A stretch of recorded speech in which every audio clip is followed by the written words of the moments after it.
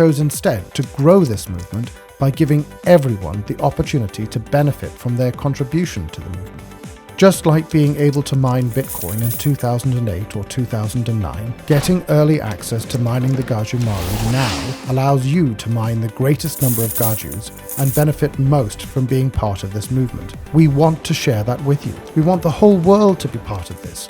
We want everyone who cares about our future to get on board and take this from a movement to a reality. We want to see an economy for the people, by the people, now.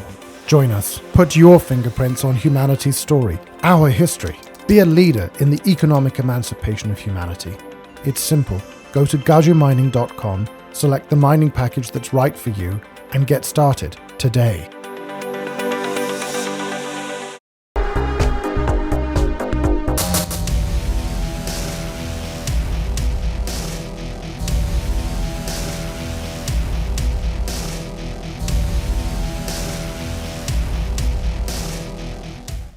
All right, guys, welcome to the latest episode of Blood Money. Today we have hell of a story for you guys. I'm sure you've heard about all this controversy of Tim Pool and Candace Owens going at it. A lot of emotion, a lot of crazy temperaments out there right now. It's definitely pretty ugly on social media. And today I have Craig here, who is known for a number of things. You know, he's one of the first movers in the cannabis world. He was on the show Weeds, and he's kind of become known as a serial entrepreneur. So, Craig, how you doing, sir? Excellent. Thank you for asking. Happy to be here, and just busy working on my new project, Yo Mama. So should be fun. Awesome. So, you know, before we dive into the whole controversy with Tim Pool, tell us a little bit, tell the viewers a little bit about your history, who you are, what are you notorious for? I noticed that you're kind of banned on a lot of social media, you know, sites. Tell me, you know,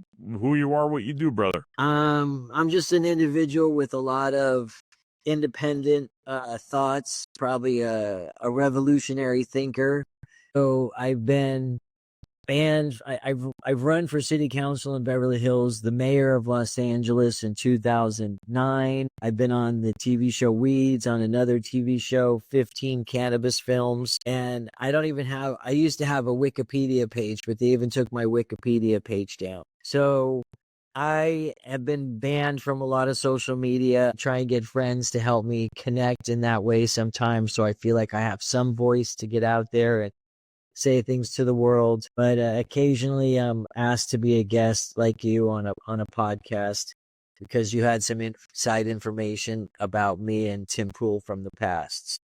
And it seems to be relevant now, so I'm glad to be here and share that experience. Yeah. So I remember, you know, I'll kind of give the viewer a little bit of background on this. You know, this whole Tim Pool thing went down with him, I guess, you know, berating Candace or, you know, calling her a C word or a B word or whatever, having to do with, I guess, somebody shot a gun at his office or something like that, right? So I recalled when you and I connected because, you know, just to give you guys a little bit of history, you know, Craig and I were talking about one of his projects in terms of me doing media for him. And then this whole crazy third assassin hoax thing went down. And when that went down, I was trying to make it my goal to go on a whole bunch of podcasts and correct the record because, you know, overnight, over the course of 24 or 48 hours, it's like I was made into something that I'm not. And it's not like those companies, you know, when Fox blasts you or ABC or BBC or whatever, when they blast you as an assassin, it's not like they go back and they're like, all right, let's give the same amount of time that we gave to destroying this guy's name and reputation to fixing it and saying that we did a mistake. They almost just kind of like have it go away, right?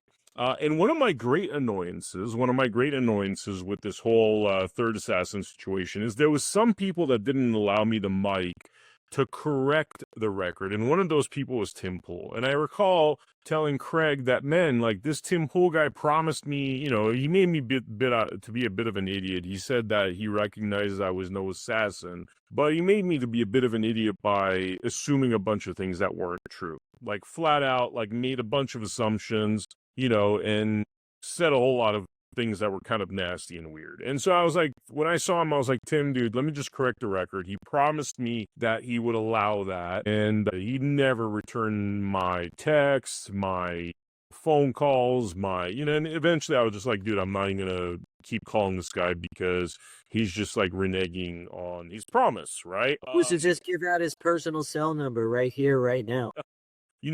I don't want to dox him, but I was annoyed at him. And then I recall with you about, I guess how he tried to, what did he try to do? I mean, you tell me the whole story about what happened. What tried? I was a duly certified candidate running for Congress in West Virginia, and he lived in my district. So I went to his place to, I was trying to get on the ballot without paying the $1,700. I wanted to have enough signatures. So I thought, hey, if I could get on this guy's show, I'll leave my name and number. Maybe he'll have me as a guest and I'll make the deadline. So it was in January of 2022. And the election was in November of 2022 for Congress. That I went there, knocked on the door, was invited in. They filmed it, tried to make a big deal out of it, saying I broke in. I corrected the record, and when I corrected the record, they decided to have me arrested. And I found out today, and two of the things that Tim Pool said is he consulted his friends in the 3-letter agencies about me, and he said this was a serious, serious felony, having a congressional candidate show up at your house to politic during an election season. And so I needed to be locked away in a cage for several years. I was going to be locked away in a cage for several years, and my children should be taken from me. So I've been. I mean, is that stuff available? Could we like share that on screen? There's a link. I think if you go to dude, someone broke into my house and put Craig X and/or Tim Pool, I think it pops up. But the guy whines and cries about someone breaking in and shooting at him every couple months for his own clout. That it might be difficult to find. That's one we put up on one of our Temple 420 websites, and one of our fans had made that for me and sent it to me. So it's a little repetitive, but it really shows how foolish Tim Pool is. Wait, I gotta find this, man. I'm actually looking for this right now. Hang on. I'm gonna share this real quick for the viewer. Do you mind if I just share this and we watch it and then we'll... Not at all. It's a little repetitive, but we can go through it slowly or you can speed through it, whatever. But it really shows me going into their house, how they used it. And it's one of their most popular videos they have of Tim Pool being attacked by me. And then he charged me with burglary. So my friend took some of the videos that they had kept talking about me and put it out there. Dude, someone broke into my house. So I hope you all understand. And I hope you never experience stuff like this. I'll leave it there. I live in West Virginia. These people are scumbags. The production studio is in Maryland. And that's our fault. That is our fault it happened. I fully accept that. Now the guy's going to go to prison. I don't think we've gone a day without facing some kind of attack against us. James O'Keefe called you a powerful individual. Someone who breaks onto the property can be... Yeah, totally, yeah. Okay, so I started watching Tim Pool. I was never a Tim Pool fan, but he tugs at his shirt all the time when he's lying or exaggerating. So if you notice, he goes, we've been under attack. We've been under attack. And he still does it to this day. I haven't watched him recently, but he gets just as mad as me as he does at Candace Owens in this recent tirade. And he does the same thing. He's tugging at his shirt. Let's see that. I got to see that. I'm going to play that again one time so we can take a... That's an interesting thing you spotted. One sec. Like it's some kind of poker tell. Dude, someone broke into my house. So I hope you all understand. And I hope you never experience stuff like this. I'll leave it there. I live in West Virginia. These people are scumbags. The production studio is in Maryland. And that's our fault. That is our fault it happened. I fully accept that. Now the guy's going to go to prison. I don't think we've gone a day without facing some kind of attack against us. James O'Keefe called me a powerful individual. Someone who breaks onto the property can be killed. Guess what? Now the guy's going to go to prison. He already talked to the case. It's a fellow. Well, guess what? Now the guy's going to go to prison. I'm Craig X, and you are at the Bodhi Sativa Caregivers Club. How can we care for you? I'm kind of new at this. Virgin, don't worry. I'll be gentle on you. Come on this way. We already talked to the police. It's a felony. It's a very serious... That's because you're in that show Weeds. That's what we're seeing over there. Yeah, so my friend clipped that in. He was trying to make it like, because Tim's saying, oh, he came there to become famous. And I'm like, bro, I'm at 15 weed movies. I'm on the TV show Weeds. Snoop Dogg and I are the only ones on the show to play our own selves. And so, I mean, you're just running as a candidate, and you go to his place basically to tell him about your candidacy, more or less. Like, you're leave clearly my number, all my information, and I knock on the door. I'm invited in, and the guy, like I said, he recorded the whole thing and then never turned in, kind of like what happened with his brother in this recent shooting. They refused to turn in the footage to the police because he says, a congressional candidate knocking on his door and being invited in is a serious threat. I mean, honestly, it's like, was there any, I mean, obviously you didn't threaten him, you didn't try to steal anything, so I mean, why would he even want to cause you harm like that, to put you in jail for like 2 years, unless you tried to stab him or something? Like, what you do? He went on Candace Owens' show after this to talk about how he was under attack, which is coincidental, and on that show, he said, well, we had to prosecute this one guy to show that we're really under attack. And he says it, I think, in this video. He also says it here, too. He goes, if we don't prosecute, then people won't believe that we're really under attack. And you're not like a lefty, you're not like a trans person, you're not like, I mean, you don't hate Tim Pool. I mean, tell me everything, because everybody's going to research and they're going to try to find out anyway. So tell me everything. Do you hate Tim Pool or? No. So I've been in 2 movies with Joe Rogan, How Weed Won the West and American Drug War. I've been in 1 film with Alex Jones, who I think was the narrator of How Weed Won the West. Was a documentary about cannabis. And so I see him doing some podcast with Alex Jones and Joe Rogan. I'm like, all right, this Tim Pool guy must be okay. He knows these guys that I tangentially know and worked with. I've been a guest on Alex Jones' show before. And Joe Rogan came the very first time I was preaching at Temple 420. Joe Rogan, Eddie Bravo, and Kevin Booth, the producer of the movie, all came to hear me preach. So I think, okay, this Tim Pool guy must be okay. I look up his address. He lives in my district, and I'm a MAGA candidate. I was at the Capitol on January 6th. I figured, all right, this is probably a good guy. He'll be supportive. He's even talking about providing a platform for different congressional candidates so that people can get to know him. Like, once somebody told me about him, I watched a couple episodes of his show. So I feel like, okay, I'm kind of aligned with this guy. We know some people in common. I was just about to launch a new business with Joey Diaz, who also had a podcast. I was putting out a thing called the Diaz List, which was the digital asset list, and using Joey Diaz to help me market it. And then I had an app on the website at the time called Sling Snap, which was like a free speech app, and this is back in 2020. So I figured, okay, I got some interesting forward thinking. I'm working as a driver in long distance hauling. So I drive over to his place, leave my name and number. They give me a bottle of water as I'm leaving. All of this is in the video, and I didn't film it. They filmed it. And then they put it out and said I broke into their place. And then when I explained, no, I didn't break in. These guys are liars. They're trying to, make stuff controversial. I said I came. I left my name and number, as you can see in this video. They told me I had to take my video down or they were going to prosecute me. And when I refused, and I don't know if you can find that video on there still where I just explained what happened. 4 days later, they called the cops on me and they had me arrested for felony burglary, for knocking on their door and politicking at their house. Burglary, like you didn't take anything? No, didn't take anything, but they couldn't get me for trespassing because I didn't trespass, so they charged me with burglary. I mean, that's just like a shitty thing to do, but let me keep playing this. I want to keep watching the rest of it. Well, we operate under the guidelines of Health and Safety Code 11362.5. Douglas, que onda, huevos? I just couldn't stay away. It's the beauty of this place. You don't have to, man. Welcome back. I love it here so much. He's suffering from depression. Some guy breaks into the property. The cops were like, it's burglary.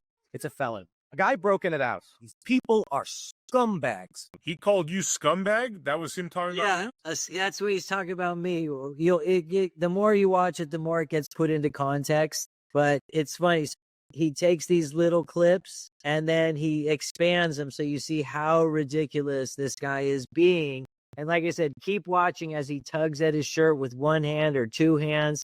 And he does the same. And this is, sorry to interrupt you, this is already so over the top. Like, man, I mean, unless you were there with the intent of doing something crazy, which it doesn't sound like this kind of dramatics of like these people, like I almost feel like he's talking about a trans person that tried to stab him or something. Yeah, it was ridiculous. And like I said, his own brother shot up his house and he refused to prosecute him in 2022. That's what Candace Owens came out and said. She goes, I know. She said that today or in the last few days. I just saw that on Twitter. She's like, your own brother shot up your house and you didn't prosecute him.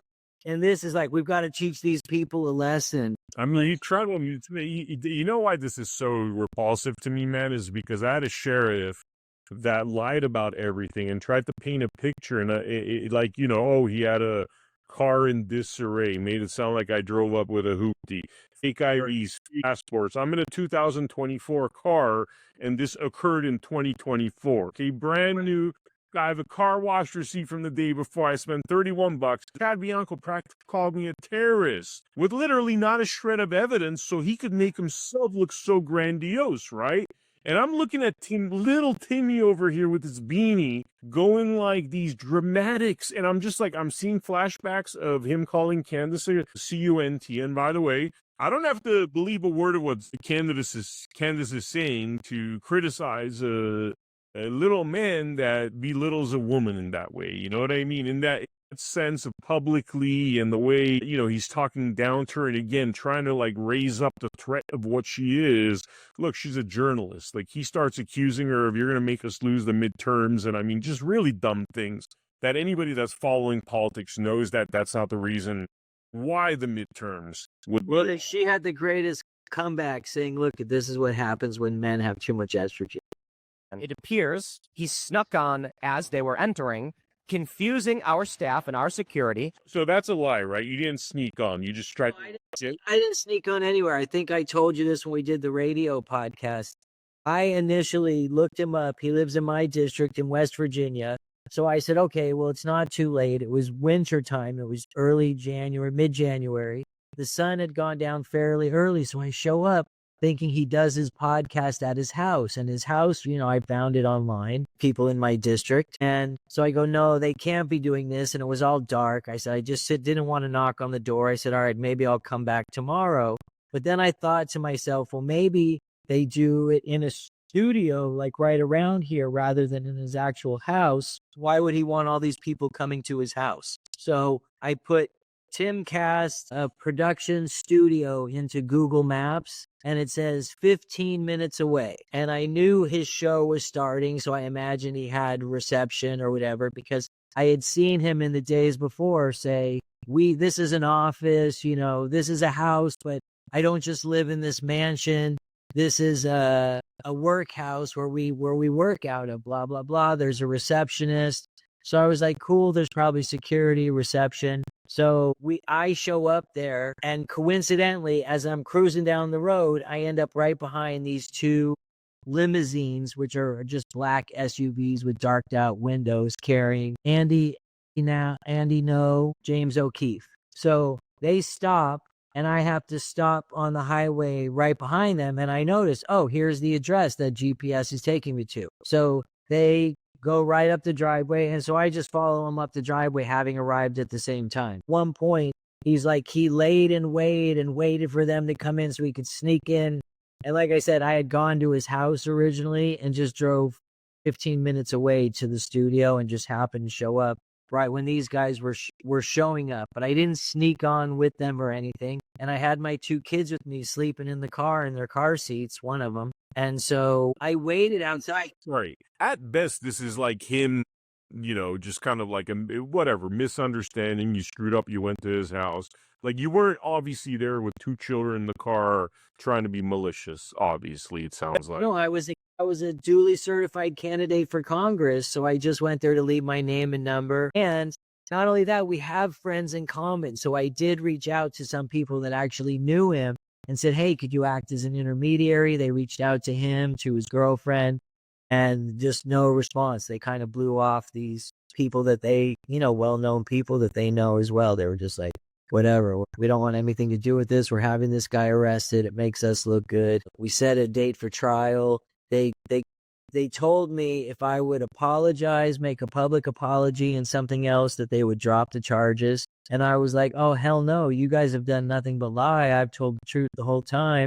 I'm like, let's go to court, show your videos. And they gave us nothing in discovery and dropped all charges the day of the trial. Man, it's very upsetting, dude. I mean, I don't know what's up with this. Like, it's like I don't see a difference between like what Tim did to you or what Chad Bianco did to me. It's like they will do anything for clicks. That's all it is. They will do anything for publicity. They will destroy. And no wonder this prick never allowed me to correct my narrative. After he spent the whole episode, with his zillion assumptions, he just made up stuff. Jeremy at the quartering repeated all of his lies and then actually did more research than Tim, and Googled me and started putting highlights of me from some of the films, TVs, magazine, pictures of my kids and stuff. So still bad-mouthing me and saying everything Tim Pool said was true and correct and that I had done all this stuff. And so you'll see he goes from being allegedly to like, no, he broke in, he did this. So he totally slandered me as well.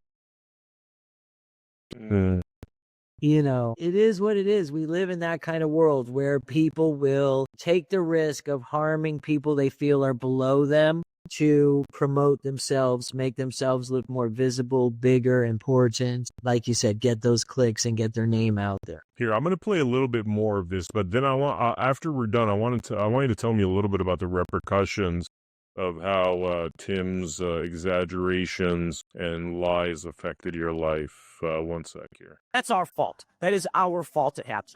I fully accept that. After we are being attacked and our lives are being threatened, this guy said, I want to be famous. Welcome. I'm Craig X. And he walks up to our front door right after the guest said, come in, when we were greeting everybody, making sure everyone was taken care of. And that's our fault. That is our fault it happened. I fully accept that. Because I'm running for Congress. I'm running for Congress in the 2nd District in West Virginia. Well, I wave to this guy. If you just sit up. Can I just leave you guys my name and number? Okay, thanks so much. And if you're going to put that on, go to craigx.com. The guy's going to go to prison. And 15 weed films. And I'm just a working class scholar. I drove 7 hours to. What's your name? It's nice to meet you. No, I'm running in West Virginia. In your district. In the district. Thank you so much. Appreciate it. You guys have a good evening. People are scumbags. People are scumbags. I don't like prison systems. I don't like locking people up. I get it. This guy was a fan. I have no choice. We've already talked to the police. We already talked to the police. It's a felony. It's a very serious felony. The guy breaks into the property. The cops were like, it's burglary. It's a felony. The production studio is in Maryland. I live in West Virginia. Illegally. I know I said it. I'm running in West Virginia, in your district, in Tim's district. I'm running for Congress in the 2nd District in West Virginia. A guy broke into the house. Now, let's address this. Some people may have seen it. He's lying. He's trying to claim that he was let in, and it's all just lies because these people are scumbags. Scumbags, man. So we have this guy enter the property illegally. I know I said it. We already talked to the police. It's a felony. It's a very serious felony. This guy's likely going to go to prison. So he admitted everything. The rest of it repeats. It's the same information generally, or? I think there's a little new, fresh information at the end, but for the most part, it repeats, and it just talks about Tim. I mean, you can basically see they invited me in. They gave me water. I left my name and number. I clearly wasn't a burglar. And they made a whole video out of it about stranger breaks into the property and had, like I said, had me arrested. I had to sell my house just to cover the legal bills. I got in a custody battle over my kids for it because I'm now facing prison time. And I was facing, I think, 5 to 7 years or 4 to 7 years of prison time for knocking on the door, being invited in, leaving my name and number, my website, them giving me water. So it wasn't like they perceived any threat whatsoever then. The only threat was to their credibility. And I thought about suing, but I thought how corrupt the court system is to even accept that as a felony. And would justice be served, or should I just trust God? Isaiah 51, I think, says, Vengeance is mine, says the Lord. So I do believe in God. I believe in the Bible. So I just put it in his hands so far. And I think that the credibility, when he started coming out and saying those horrible things about Candace, I was just like, oh, this guy's credibility is shot. You know, he's already such a bad guy. And now to be attacking Candace, she's concerned about one of her best friends being murdered and the murderer walking free. And he cares about, the midterms. You know, it's more important. You know what it is? This guy is a Chad Bianco, because he did it. I saw him do it to you. I saw him do it to me. And dude, if you're going to go talk shit about a man for 20 minutes and say a bunch of shit that you're assuming, no receipts, this is not what journalists do. And then to not give that person 20 minutes to be like, you know what, Tim, sorry, bro, you got it a little bit wrong. Like saying shit like, he made it seem like what an idiot. He would walk into a Trump rally with guns, like this image of essentially what Chad Bianco had painted, which is this kind of like Unabomber redneck living in a shack with his hoopty disheveled, the car in disarray, right? Fake IDs, fake passports. So it's like I got this big beard, pop belly, total redneck, chewing tobacco in my mouth, whatever it is that he conjured up, and he walks into a Trump rally, and I get it, man, like, you love your way, but that's like, you shouldn't walk into the Trump rally. So the image is this big redneck guy with a machine gun being like, nah, 2-way, I'm still coming into the Trump rally, which is like, nothing close to how it went down. It wasn't even involving a Trump rally. That's what's crazy about it, is all these assumptions were like, oh, this crazy dude, like, 2-8. The third assassin was all over the press with your name. You were called the third assassin. And you would think, if you're a real patriot, you look up that dude. Okay, by the way, let me tell you what happened yesterday. President Trump announces my investigation on his Twitter, okay?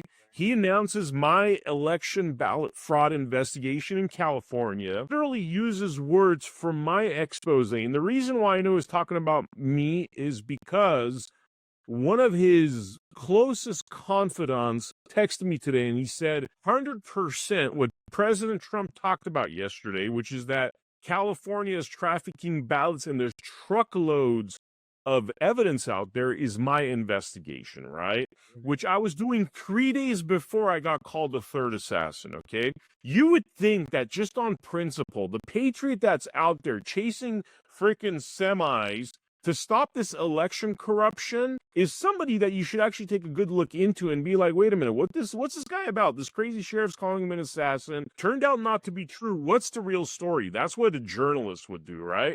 Dude, the way he kind of punted this and didn't want to have anything to do with it, right? And then I started noticing a pattern in practice, which is that there's these paid influencers. And by the way, I'm like, I don't even talk about Israel, but everybody's been talking about how there's these people that get paid $7,000 per posting to good things about Israel. Well, I noticed it's the exact or to same say bad things about Tucker and Candace. Whatever. And it's like, I noticed those exact same group of individuals, and I'm not saying that they're coming after me because I don't even have Israel on my radar. It's not like I post badly about Israel. I'm way too busy with a gazillion actual investigations and things that I'm doing. And so I don't waste time with like like if I was in like Israel, Gaza, whatever, investigating, yeah, I'd talk about it. But I got other stuff like this election ballot fraud situation that I've been investigating for like 14 months now, right? So the point I'm trying to make is that if you're a real patriot, you're a real like MAGA or whatever he professes to be, bandwagon that he hopped onto, because I remember in 2021, he was berating people for not getting the COVID vax and for not wearing masks and stuff. So whatever the flavor of the day is, so now he feels like he's part of that MAGA tribe, whatever, then you know what, man, if a guy's out there risking his well-being to uncover ballot fraud, and by the way, now we know it's significant enough as of yesterday, December 14, and by the way, this is probably going to play later in the month, but December 14, President Trump comes out and says there's been truckloads of ballots. One of his closest associates confirmed. She's talking about my investigation. Well, dude, you're dropping the ball as a so-called journalist. Like, you see what I'm trying to get at? Like, this is like you're dropping the ball.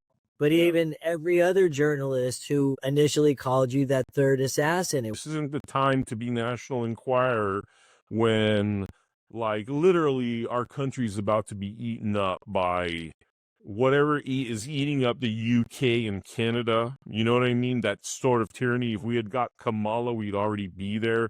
That's a scary thought that we're one election away from basically becoming slaves in this so-called free country, like the way they're treating people in the UK. So there's like your serious shit that real journalists have to cover. And I don't know, dude. It's really, to me, this is so fucked up that, like, you as a patriot, you go out there, you want to run for office, you want to, you're like, oh, things are messed up, and this dude like makes you lose your house, almost lose custody of your kids, which, by the way, exact same thing happened to me with the Chad Bianca third assassin hoax. I went through a messy divorce, and my ex, perfect, once your ex is called a third assassin, and by the way, my kids are in the United Kingdom, so even gun owners, they look at like crazy people. Once they're called a third assassin, she had all the weapon in her hand to be like, well, you ain't talk to your kids until they're adults anymore. So I feel your pain. I mean, I feel your pain because false accusations, like these false accusations, have cost me ungodly amounts of money. It obviously cost you ungodly amounts of money. You seem to have lost your house. I could tell you that I lost property for sure because of these ongoing costs. It's fucked up, man. Sorry. I mean, I know I'm ranting. I just feel your pain, dude. It's so fucked up that he did that to you. what's wrong, sweetheart? Yeah. Who's everything? We shall be the shoe for the evening. But I didn't see the bottom. Right? Well, they wait, lots. I'm doing a podcast here. You remember to say hi real quick? This is my daughter, Julie Roberts. And how you doing? How are you? Did you get your shoe on? You got to dance in front of the whole town? And everyone's, no way. All right. Don't cry. Don't make some purpose. Yes, or that's it. And they finish your whole street. Wow, dude. Is that the daughter? Is that the daughter you almost lost custody of because of Tim Pool? Yeah. And the daughter, her and her brother have been with me for 2 years now. So for 8 months, they were with their mom, but their mom was unfortunately not treating them properly. So they ran away, came to me, and their mom called the police. And she didn't have custody, so we had to go. We've been in court still for 3 years. We have social workers checking on us. It's been crazy, but thank God the kids are doing well in school. They're happy and with me. So that kind of rift that you had for 8 months was because of Tim Pool. She thought because I was facing a felony, she could just steal the kids and get money from me and have the kids. And so I didn't fight or try and get him back for those 8 months. She went and filed in court to get permanent custody, but they didn't give it to her right away. The kids ran away. They got to be with me. They've been with me for 2 years now. So it takes 3 years. I mean, it's so ridiculous. The kids are old enough to decide they wanted to be with me. And I wanted to spend time with their mother, but she can only see him now under court supervision. So Wow. yeah, she was not treating them well, and they shared that with the court. And the fact that she told the kids to lie about me in court, the court didn't appreciate that. So fortunately, I guess men have more rights these days than they did in the past. And I think that it's important when the kids are young that they have their father in their life. And she was trying to keep him out of my life. And I still, even though I think she's crazy, I'm sure most men think their exes are crazy, I still want them to have a relationship with her because she is the mother. So I was very fortunate. My parents split. Your parents are still together. It's so nice to see.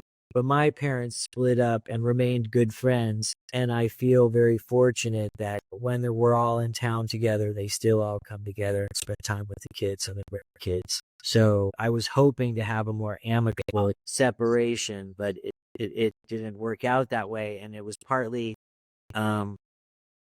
made worse by the fact that I was facing years in prison that she thought she could get away with just taking them without a court order. So regarding Mr. Poole, is there anything that we haven't talked about that's worth mentioning? Well, I think one of the things we discussed on the radio one that I guess you did for X was, is Tim Poole a Fed? And my feeling is that there is a high probability a high possibility that he's a federal asset, not necessarily a federal agent, but because of the timing, the places that he's shown up, and the way he's acted so exaggeratingly victimish in these situations to get himself more publicity and to potentially harm the people he was attacking, being myself, you, Candace Owens, and kind of, is that an act of someone who works as a federal asset? And I think one of the things that we talked about on the X program was the perfect timing of him in Ukraine to get the coverage that really bolstered his career, and the fact that he seems to be pushed in the algorithm at some level because he's controllable and malleable. And so my supposition, my best guess is that he does have some kind of celebrity handler, some news handler that keeps him in line and keeps him doing something that would be pleasing to the establishment rather than. Yeah, look, I have no doubt. I have no doubt on that level, because let me tell you, when we're going through kind of the dark ages of censorship after January 6th, when they shut down all of our accounts, right? You know, I watched Tim Pool survive a lot of things that most podcasters did not survive. And I bet you anybody that looks at those old episodes and compares and contrasts with a lot of the people that were getting canceled will wonder, why did Tim Pool always have that in that allowed him to get away, get his accounts back? I know they took out some episodes. He never had his entire channel shut down. We had 7 of them shut down. I know people that had a dozen shut down because they didn't like what they're seeing. So there's a lot of fingerprints there to somebody that is being given a pass on a lot of things and feels like they have impunity. And after this event, I watched a little bit of Tim Pool and I paid attention to him. Besides picking up on this thing where he's always pinching his clothes when he's lying or exaggerating, he also talks about, oh, well, I'm rich, I'm this, I'm that. He's very egocentrical and just seems easy to control. Someone who is driven by money, driven by fame, and thinks so highly of himself that he even thought he could make music. The music stuff was hilarious, dude. That was hilarious. And that's like Hollywood 101. You and I would travel similar paths. It's just like, dude, if you're a famous actor, you're just never going to be a huge musician. It's just, when was the last time that you saw the greatest actor ever also be a great musician? It's like Elvis, right? You know, it's like shitty actor, great musician, you know? I one time found at a used record store, Captain Kirk, Melody Shatner. What's his, I don't want to call him Marlon Shatner, William Shatner. William Shatner. He was doing cover songs of 60s hits as spoken word, and it was so bad, it was awesome. That sounds like the coolest thing ever, by the way. It was an old album. I don't even know if you could find it, but it's William Shatner's spoken word, and I found it at a thrift store. This was when albums were still real cool to have after CDs had come out. And so we would listen to it, and it was kind of classic. It was so bad it was good. And that's kind of what Tim Pool doing music to me was like. You have a following of 1 million people on X now, on Twitter. So now you think you can publish music and actually do a decent job. And it just sounds so derivative of these other bands. I happened to what I was doing on my bag on Tim Pool research before we got on. I put in Tim Pool, the worst things about Tim Pool, and one of the things that popped up was one of his songs. And I listened to it, and I was like, oh my God, which band is this he's copying? You know, it's funny to see these guys going through the same follies of what I've seen so many go through in Hollywood. It's the exact same things happening. You know, I don't think Tim Pool could even produce a second show that'll get an audience, and which is what happens with a lot of these guys. They'll have one podcast that's working, and it's not that much of a genius idea. It's a bunch of people sitting around talking about stuff, and he's going to try to do, he thinks he could do movies now. He thinks he could do albums. He thinks he could do other shows. Guaranteed he's going to fail at everything. I've just seen the story. I'm an old fart now, man. I've seen the story play out. The story of egomaniacs that think they're celebrities, which, by the way, always ends in a very shitty way. It's like Tim Pool probably lost half his audience in the last 3 weeks, you know what I mean? So we're kind of seeing his like credibility fall apart. It's always like this, though. It's always like this. Ego gets out of hand. They think they could do all kinds of shit. And by the way, you know what's funny, man? I've gone up to Tim Pool types. I'll just say Tim Pool types, including, some of Tim Pool's people, and been like, look, dude, you guys need like network executives. Like, you guys are trying to play it like you're this big network now. Well, and I know they're monetized. He has a lot of money because it's this new media thing, and he already captured a lot of it. But to really go from this point to the next point, as opposed to going from here to here, which always happens unless you figure this out, you need like network executives, you need development people, and you need to surround yourself and build like a network. Like you and I have experienced networks in Hollywood. That's just the way it is. You need backroom creative talent, and the basics, they don't even get it because it's so much ego driven, you know what I mean? That it's like, it's me. Well, no, dude, if you're going to build something beyond, like, it has to be more than you. Well, didn't the Daily Wire took a decent stab at it when they did the Run, Hide, the movie about the high school girl shooting? Did they also do Lady Ballers? Neither one of those were great productions as far as production value goes. But they were both interesting stories. They were both compelling, somewhat funny, and a decent watch. And it was a great attempt to try and influence the culture with something a little better. Even if it went straight to streaming, it's still, and I think they actually did have some theatrical release. But if you look at one of the biggest films in history that did the same thing, Mel Gibson's Passion of the Christ. He went to churches, marketed through churches, couldn't get real distribution, and yet ended up having one of the most successful financially successful films in the history of the film industry, and then also helped bring back the epic Bible genre that we hadn't had since, Moses and Charlton Heston. Yeah, totally.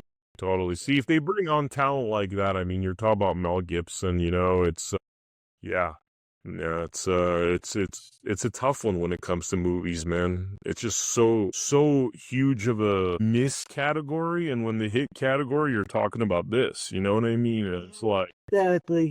Gibson pulls it off. Like I almost feel comfortable giving Gibson any film, and he could pull it off. But how do you know? How do you know? He is pretty great. My son Sam, my 10-year-old, is going to be in a movie that he's in called Coyote. They just filmed with Isai Morales and a woman named Renee Notney, a Mexican beautiful actress. So Isai plays the anti-hero. He's a former coyote guy, but he rescues the girl from the cartels who kidnapped her to sell her into sexual slavery. One of the migrants crossing the border in the caravan. That sounds like a cool, interesting film.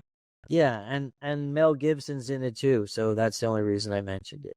But I like being somewhat close. I think the film business is cool. I think podcasting is cool. And I thought, this is the new medium. That's why I should go to reach out to Tim Pool, because he had better ratings than CNN. But like you said, his ego has created a problem. He's crashing right now. And I don't know if he'll be able to come back or not. And I don't care one way or the other.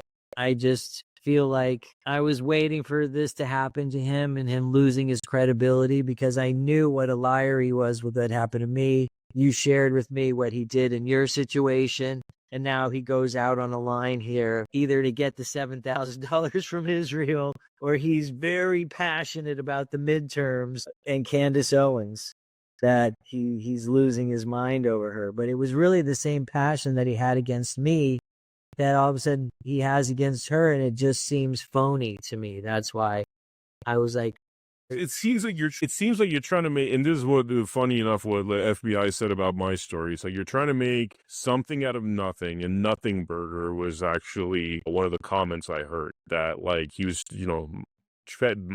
Bianco was trying to make a Nothing Burger into something big so he could seem like something big, Napoleon, man, that's what I think. It's like these little Napoleon guys. I'm just saying that there's certain characters that due to their own complex have to do stuff like this, and they don't give a shit what happens to people. You know what I mean? It's like Chad Bianco, like, I'm not kidding when I say dozens of people have approached him and said, dude, what you did is like insanely wrong. And I'm talking about sheriffs, constitutional sheriffs, people that have rank on him, you know, and he'll never think, oh, what I did is wrong and apologize. And I see that same pattern, Tim Pool, because they think that they're better. You know, I really like James O'Keefe, by the way. Doesn't have that thing about him. Like, he doesn't have to exaggerate what he does. You know, it's like being comfortable in your own skin thing. I really think that's what it is. And he doesn't ever do the National Enquirer shit. Like, you know what I mean? Like, it's like that confident personality that's confident in the work he's doing, but never has to do the salacious nonsense. Dude, you just launched a new business, huh, in the cannabis field again, or? Yo Mama, YOOMAMA.com. So I don't have a QR code to share with anyone on here, but if they go to Yo Mama and they're interested in working with us, they can just fill out a little thing I have on there, and then we'll get back to them quickly. What do you guys do there? Hemp products, THCA. We ship it. Our big solution or problem that we're solving is, instead of paying $20 a gram for cannabis at the gas station, we sell it for $2 a gram. So it's a price point and a quality. We sell organic American farmers products. My company is Farm Direct LLC. We're doing business as Yo. Nice. Synonymous. Yo Mom. Man, that sounds cool. Anything else that we should touch upon before we wrap up this episode? Well, I really think we're living in the biblical end days, and I know that people have been saying that for 2,000 years, that Jesus is coming back anytime. But I run and I hardly run it anymore. I started a church temple called Temple 420, and we do weekly sermons. My buddy Chapin is the one who's really taken it over, and anyone's welcome to come join us, and you're welcome to just search Temple 420 on YouTube and see some of our not really sermons, but kind of more like Bible study. We do more of a we kind of like a bunch of stoners who believe in God, so we just talk. That's awesome, man. That is awesome. And you know, we got a vibe for you, Craig, man. And I mean, I've known you for a sec. You know, we know you weren't trying to cause Tim Pool harm. It sucks that he did that to you. I'm glad this story's coming out, you know, and you know, who knows, man? Candace might invite you on to tell your story. You never know. And if Candace had me on, that would be great. And what's so funny is I kind of gave up on telling my story. And I figured, you know, when the time was right, I would do it. And so when you reached out to me after he did that to Candace, and you're like, oh my God, this guy's just exaggerating it, and he's so over the top. And I remember this happened to you. Do you want to be on the show? I was like, yeah, perfect timing. Let's do it. So I'm glad to be here with you, Vem. Thank you. Thank you, brother. Because the one thing, when someone does something horrible like that to you, and you're maligned and slandered and libeled or whatever, you feel voiceless. You really don't have the power that they have to get your voice out there and defend yourself. And you don't want to seem like a maniac going on and trying to defend yourself too hard. Otherwise, it's like Shakespeare said, do you protest too much? So you kind of have to let the time go by, the water settle, and then an opportunity like this to share my story with your audience is appreciative. And, you know, I think the question that we posed on X was, is Tim Pool a Fed? I think the circumstantial evidence leads one to believe that. Obviously, I can't prove that beyond a shadow of a doubt, but I think that there is a substantial amount of circumstantial evidence that makes me feel that leads me to believe that. Yeah, and I would 100% agree with you, man. I believe that's a fact. And people that get away with stuff that other people don't, I mean, that's the ultimate Fed, you know, the right.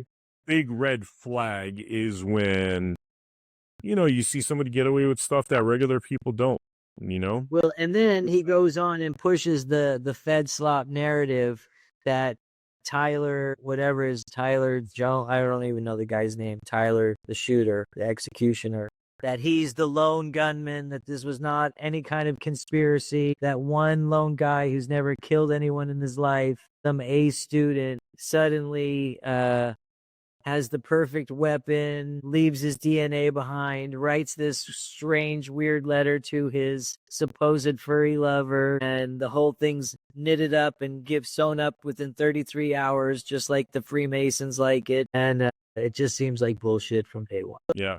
I've even said I wouldn't be surprised if Charlie's actually alive. I really wouldn't. But the more I'm learning, I'm actually thinking he actually is most likely dead, which then that's scary because it would be a better world if they fake this whole thing. I totally agree. But I also agree that I really do think he is dead. And I think that he may have been electrocuted. I think that's one of the things we talked about on the show last week is there was such a quick timing thing. And I've seen people get shocked with those tasers and they just get knocked out. And maybe they killed him once they got him in the car. I don't know. I'm no expert, but I've enjoyed watching Candace Owens shows, and I think she's sincere for sure. This has been awesome, man. I really appreciate coming on the Blood Money podcast. Unless there's anything else, I could kind of wrap up the episode. Stay blessed. Appreciate you having me on. Thank you for your time. And send me a link when it's all ready, and I'll share it with my people. Awesome. Thank you, viewers, for joining us for this Blood Money podcast. Make sure you check out AmericaHappens.com, where we have all of our latest episodes posted, and I will see you all on the next episode of Blood Money. Thank you. Over the last 30 years, we have seen the value of our work diminish and the price of real assets like land and homes increase to the point that for most people under the age of 40, the hope of owning their own home has been lost. The response of governments around the world to the 2008 global financial crisis and COVID was to defer the cost of these events to the future. They did this by printing money, in effect selling our futures to pay for their bad decisions. This is corporatism, not capitalism. Money printing didn't hurt those in power, nor those who supported them, because they had real assets, property, shares and businesses that rose in price to match the inflation of money supply. But for most of us around the world, it sold our future for a fraction of its value. In response to this, a mysterious figure known as Satoshi Nakamoto created Bitcoin. He wanted to create a currency that could not be printed on command, thereby devaluing our labor. A currency that could be traded electronically between people without intermediation, allowing all of us to participate fairly in the economy. But if you tried to buy your groceries with Bitcoin, you'd stand at the checkout for at least 10 minutes, probably hours, waiting for the transaction to process, and the fee would cost you more than the carton of eggs and bag of apples. Bitcoin's limitations meant that it stopped being considered a currency in 2016 and was instead called a store of value. But it opened the door for someone to create a genuine currency that nobody controlled, but everyone could use. That someone is us. We created the Gajumaru blockchain and the Gaju currency. The Gaju is real money you can use, whether that is to buy a loaf of bread, pay for a haircut, buy a t-shirt, in fact buy or sell anything. It is a currency for everyday use. On Gaju Market, anyone can buy and sell any legal goods or services, just like you would on eBay, but at a fraction of the cost. Like Bitcoin, Gajus are mined on a computer. Unlike Bitcoin, mining Gajus does not require specialized equipment, nor huge power supplies. During our protected rollout, you can mine this on everyday computers, like the ones that sit in your home doing nothing for most of the day. We are working to get millions of people like you to mine the Gajumaru and be rewarded with Gajus that you can then use as real money. At the end of 2026, the Gajumaru will open to public mining. By then, we will have brought together millions of people like you to mine the Gajumaru.